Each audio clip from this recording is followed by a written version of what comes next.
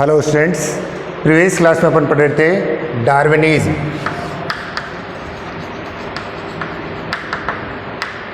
और डार्विनिज्म में अपन ने देखा एक टर्म था natural selection.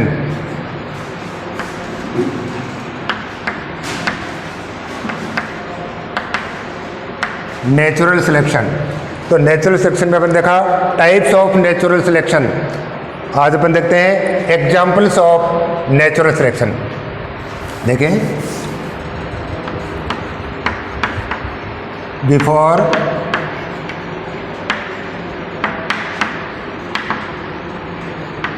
Industrialisation in England,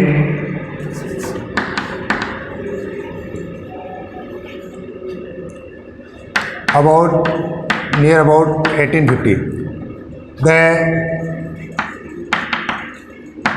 white-winged moths are more in number than the dark-winged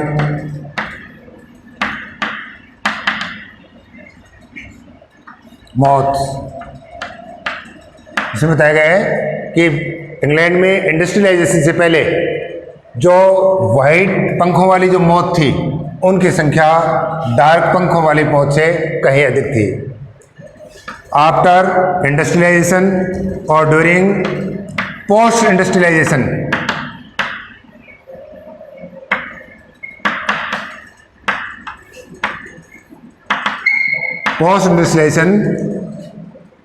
it was seen that the number of dark-winged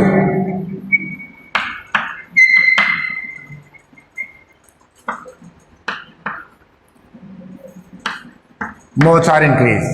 देखिए, industrialisation से पहले जो व्हाइट विंग्ड मोथ थे उनकी संख्या अधिक थी, लेकिन इंडस्ट्रियलाइजेशन के बाद अबाउट इन 1920 जो डार्क विंग्ड मोथ थे उनकी संख्या तेजी से बढ़ी।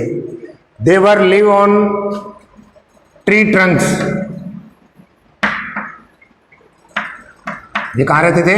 पेड़ों के तनों पर। And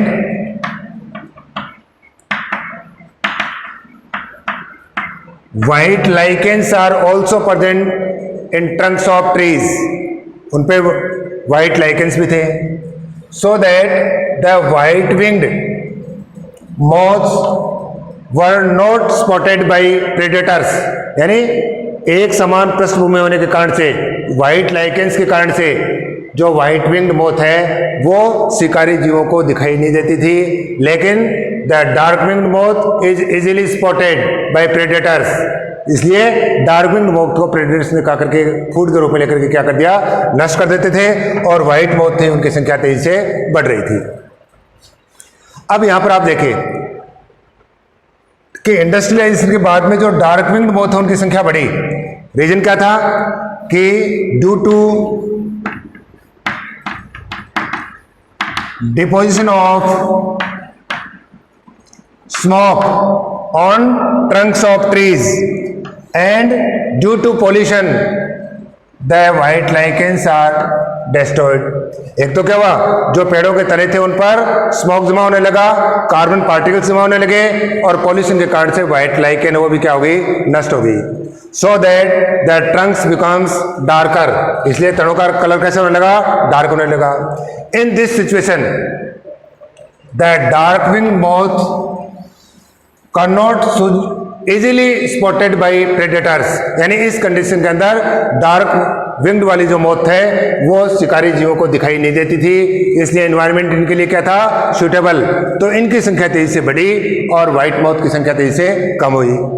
यहाँ तक कि यह भी देखा गया कि रूरल एरियाज में जहाँ पर इंडस्ट्रियलाइजेशन नहीं था वहाँ वही कंडीशन थी कि व्हाइट विंग्ड मोथ की संख्या अधिक थी और डार्क विंग्ड की संख्या कम थी। इट मीन्स अगर जीव स्वयं को एनवायरनमेंट के अकॉर्डिंग अडेप्ट करता है तो वो जीव अधिक स्टेबिलिटी के साथ सर्वाइव करता है, अन्यथा नेचर उनको क्या कर देती है, डिस्ट्रॉय कर देती है। इसी तरह से अपन दूसरा एग्जाम्पल देखते हैं, development of antibiotic development of antibiotic resistant varieties of microbes क्या हुआ कि लगातार एक ही तरह के एंटीबायोटिक का उपयोग करने पर कुछ माइक्रोब्स में एंटीबायोटिक के लिए रेजिस्टेंट पावर आ गई। इसी तरह से herbicide resistant varieties of different herbs is they all are example of human action. ये ऐसा क्यों है कि ह्यूमन एक्शन के कारण से उनमें क्या हुआ है, म्यूटेशन हुआ है, और बहुत ही कम समय के अंदर क्या हुआ, इनमें म्यूटेशन के कारण से नई स्पीसीज डेवलप हुई हैं। तो they are example of evolution of anthropogenic action. Example of evolution of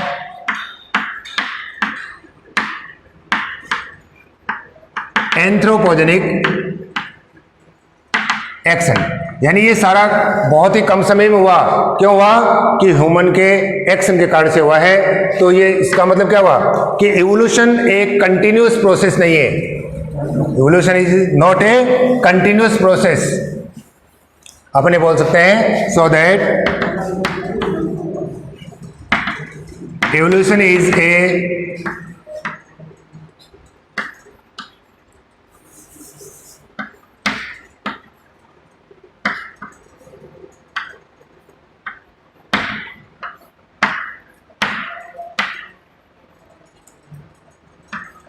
and it is depend on various, it is based on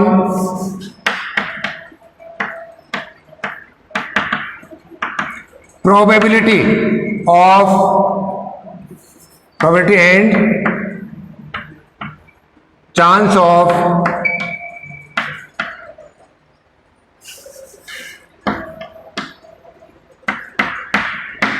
chance of events. यानी ये कह सकते हैं कि evolution is not a continuous process, it is stochastic process, it based on probability and chance of events. यानी कुछ probability पे depend करता है, कुछ घटनाओं के चांस पे डिपेंड करता है। अगर जैसे अपन यहाँ पर एग्जांपल देखते हैं कि ह्यूमन के अगर एक्शन नहीं होते तो व्हाइट विंग्ड जो मोथ है वो डार्क विंग्ड में म्यूटेट नहीं होती। इसी प्रकार से बहुत ही कम समय में जो माइक्रोब्स की एंटीबायोटिक रेजिस्टेंट वैरायटीज है वो डेवलप नहीं होती, है ना। तो अपन कह सकते हैं कि एक संभाव्य प्रक्रम है, it is a stochastic process, जो किस पे डिपेंड करता है, it is based on various probabilities and chance of events. तो ये था एग्जाम्पल्स ऑफ एविडेंस। अब एक टर्म आता है adaptive radiation. Adaptive radiation means the process of evolution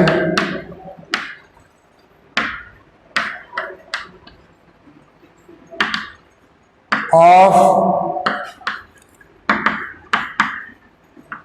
different species in a geographical area.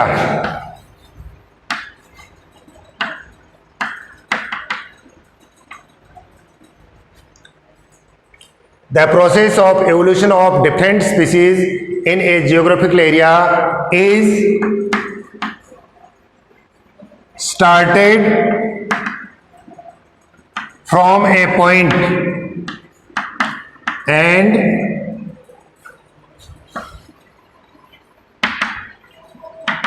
radiating to other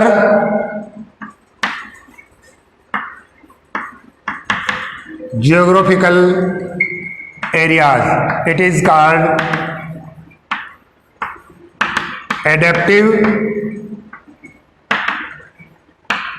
radiation। यानी evolution का वो प्रोसेस जिसमें एक ही जियोग्राफिकल एरिया में विभिन्न प्रकार की स्पीशीज इवॉल्व हुई हैं और वो एक पॉइंट से, इनका एवोल्यूशन एक पॉइंट से स्टार्ट होकर कहाँ चला गया, डिफरेंट जियोग्राफिकल एरिया के अंदर रेडिएंट हो गया। इसको अपन बोलते हैं एडेप्टिव रेडिएशन। इसके एग्जांपल देखते हैं, जैसे Darwin's finches. Darwin's finches, example of adaptive radiations. Darwin studied fauna and flora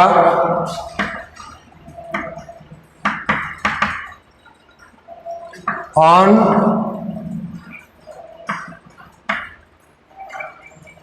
Galapagos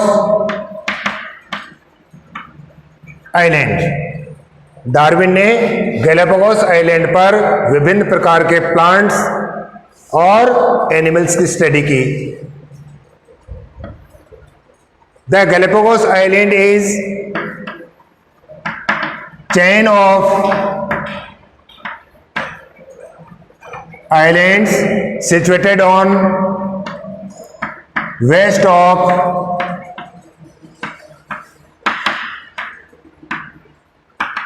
America. Galapagos island है वो एक्चुअल में 22 आइलैंड्स हैं जो साउथ अमेरिका के वेस्ट के अंदर सिचुएटेड हैं। डार्विन सॉ डिफरेंट टाइप और different varieties of birds in these islands. Darwin ने यहाँ पर डिफरेंट तरह के पक्षी देखे। Later which are known as Darwin's finches, जिनको बाद में क्या कहा गया, डार्विन की फिंचेज कहा गया। एक्चुअली यहाँ पर जितने भी जो बर्ड्स की वेराइटीज थी उनकी बीक में डिफरेंस था, बीक में स्ट्रक्चरल डिफरेंस था। किस कारण से? उनके फूड मटेरियल के बेस पर, क्योंकि डिफरेंट जियोग्राफिकल एरिया के अंदर जिस तरह का फूड था उसी के अकॉर्डिंग उनकी बीक में क्या हुआ, अडेप्टेशन हुआ। अब यहाँ पर देखते हैं कि same type of bird was given in south America. Same उसी तरह का पक्षी कहाँ पे था, साउथ अमेरिका में।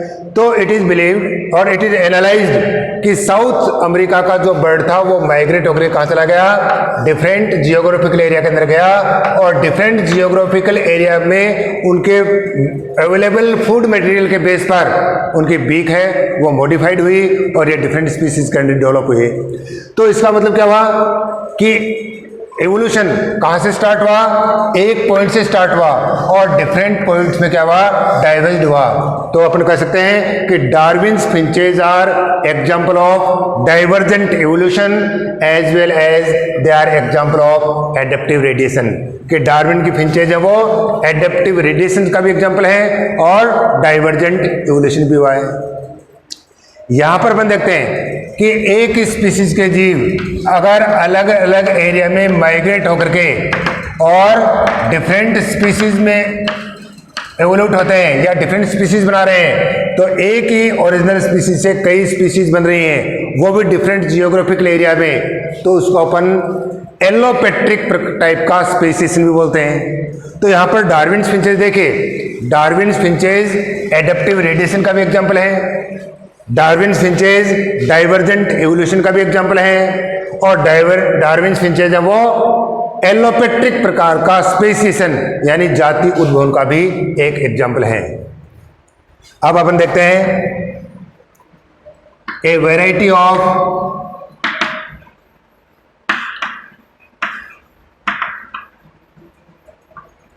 डिफरेंट टाइप्स ऑफ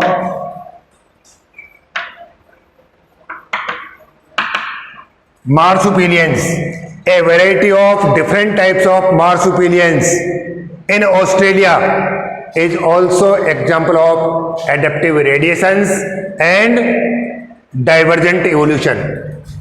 ध्यान रखेंगे, ऑस्ट्रेलिया में जो विभिन्न प्रकार के मार्सुपिलियंस हैं वो भी एडेप्टिव रेडिएशन और साथ में divergent evolution. Next, the similarity of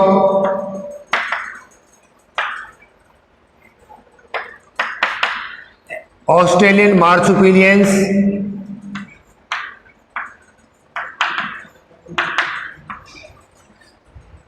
the similarity of Australian marsupials with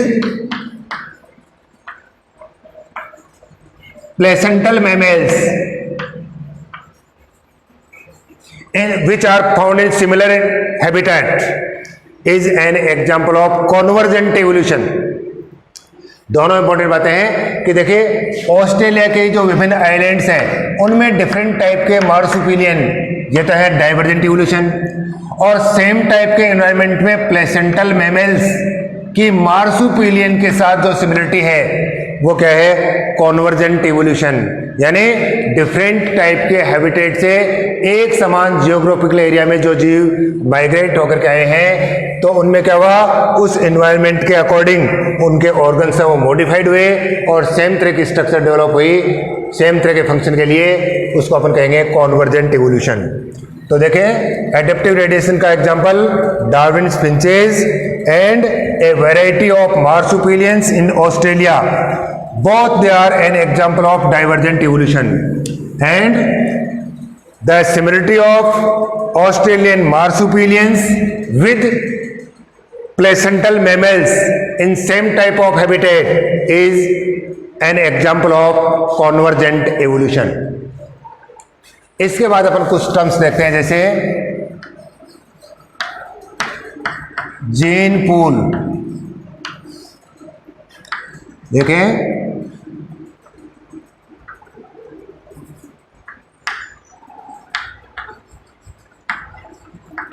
total collection of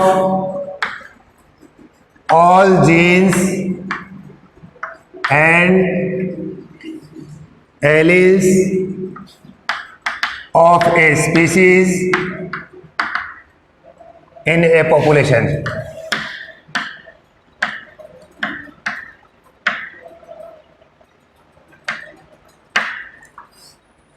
यानी एक स्पीसीज के टोटल एलील्स या टोटल जीन्स का जो कलेक्शन है उसी को अपन बोलते हैं जीन पूल। नेक्स्ट आता है जीन फ्लो। जीन फ्लो का मतलब क्या है, mixing of genes between of a species, between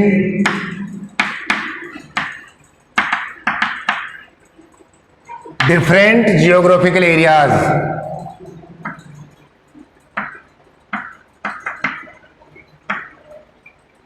यानी एक स्पीसीज के जीन अगर विभिन्न जियोग्राफिकल एरिया के अंदर जो अदर मेंबर्स हैं उनमें मिक्स हो जाते हैं, उसको बोलते हैं जीन फ्लो। एक टर्म आएगा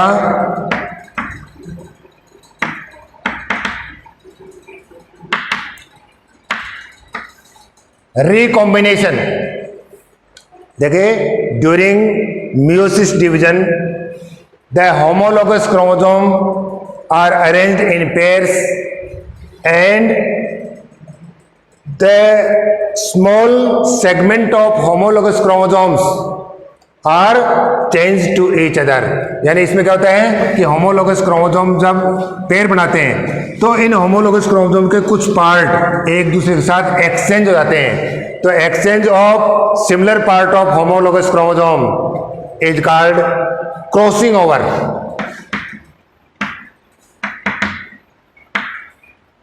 यानी होमोलोगस क्रोमोसोम्स के बीच समान खंडों का जो आदान प्रदान है, उस समान खंडों के आदान प्रदान को बोलते हैं क्रॉसिंग ओवर। और क्रॉसिंग ओवर के कारण से क्या होगा, जैसे इस क्रोमोसोम का ये पार्ट इसके साथ जुड़ जाएगा, इसका ये पार्ट इसके साथ जुड़ जाएगा, तो क्या होगा, genes are rearranged on homologous chromosome, तो इट इज कॉल्ड रिकॉम्बिनेशन। तो इसको अपन बोल सकते हैं री